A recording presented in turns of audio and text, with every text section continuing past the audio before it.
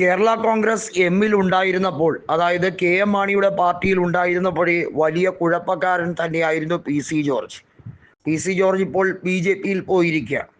B J P പല പ്രസ്താവനകളും P C George നടത്തുന്നതിനോട് അംഗീകരിക്കാൻ താല്പര്യപ്പെടുന്നില്ല.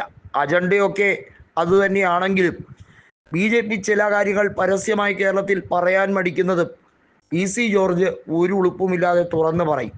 പച്ച വർഗീയത പറഞ്ഞുകൊണ്ടേയിരിക്കും. ഏതായാലും ജോസ് കെ മാണിക്ക് പി സി ജോർജിൻ്റെ സൗഹൃദം അനിവാര്യമായി മാറിക്കഴിഞ്ഞിരിക്കുന്ന സാഹചര്യമാണ്. Jose K Mani P C ജോർജിനെ കാണുകയും ഇത്തരത്തിൽ, അതായത് ബി ജെ പിയുമായുള്ള മുന്നണി പ്രവേശനം ഉൾപ്പെടെയുള്ള കാര്യങ്ങൾ ചർച്ച ചെയ്യുന്നതിന് വേണ്ടി ഇടനില നിൽക്കാൻ പി സി ജോർജിനെ ചുമതലപ്പെടുത്താൻ വേണ്ടിയുള്ള നീക്കമാണ് ആരംഭിച്ചിരിക്കുന്നത്. നമുക്കറിയാം, ജോസ് കെ മാണിയും ഷോൺ ജോർജും തമ്മിൽ ചെറിയ അഭിപ്രായ വ്യത്യാസങ്ങൾ പല കോണുകളിൽ ഉണ്ടായിട്ടുണ്ട്. അത് ഷോൺ ജോർജ് ഇൻ്റർവ്യൂവിൽ പറഞ്ഞിട്ടുള്ളതുമാണ്. ജോസ് കെ മാണിയുടെ ഭാര്യയുമായി ബന്ധപ്പെട്ട ഒരു വിവാദം, അവരുടെ ആത്മകഥാ പ്രകാശനവുമായി ബന്ധപ്പെട്ട് അവരെ ജീവിതത്തിലേറെ അസ്വസ്ഥയാക്കിയ സംഭവം ഉൾപ്പെടെയുള്ള കാര്യങ്ങളിൽ ഷോൺ ജോർജ് പെട്ടിട്ടുണ്ടോ എന്ന വലിയ ചോദ്യം അവിടെ ഉരുത്തിരിഞ്ഞു വന്നതാണ്.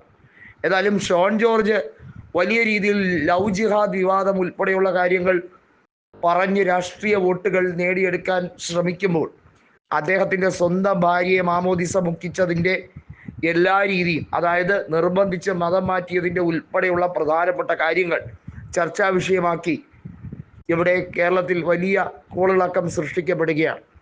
ഷോൺ ജോർജ് തൻ്റെ ഭാര്യയെ ഒരിക്കലും മതം മാറ്റിക്കാൻ ആഗ്രഹിച്ചിരുന്നില്ല, അത് അവർ തനിയെ എടുത്ത തീരുമാനമാണ് എന്നൊക്കെ പറഞ്ഞ് ഉടറാൻ ശ്രമിക്കുന്നുണ്ട്.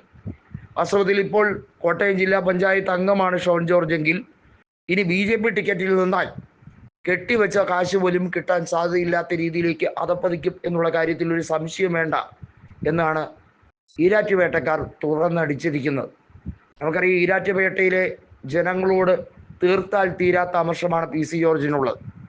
പതിറ്റാണ്ടുകളോളം അദ്ദേഹത്തിന് ജയിപ്പിച്ചിട്ടും ഒടുവിൽ ഈരാറ്റുപേട്ടയിലെ പ്രവർത്തകർ അവർ പി സി ജോർജിനോട് തിരിഞ്ഞു നിന്നതിൻ്റെ ഫലമായാണ് 2021 തെരഞ്ഞെടുപ്പിൽ അതിദയനീയമായി സെബാസ്റ്റ്യൻ കുളത്തുങ്കലിനോട് പരാജയപ്പെട്ടത്.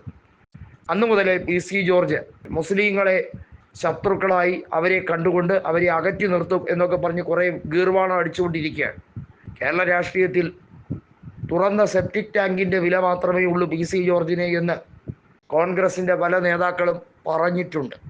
അദ്ദേഹത്തിൻ്റെ മലീരസമാണ്. സെപ്റ്റിക് ടാങ്ക് തോറ്റുപോകുന്ന ദുർഗന്ധം വമിക്കുന്ന വായാണ് അദ്ദേഹത്തിൻ്റെത് എന്നുള്ളത് എല്ലാവരും പറഞ്ഞിട്ടുള്ള ഒരു കാര്യമാണ്.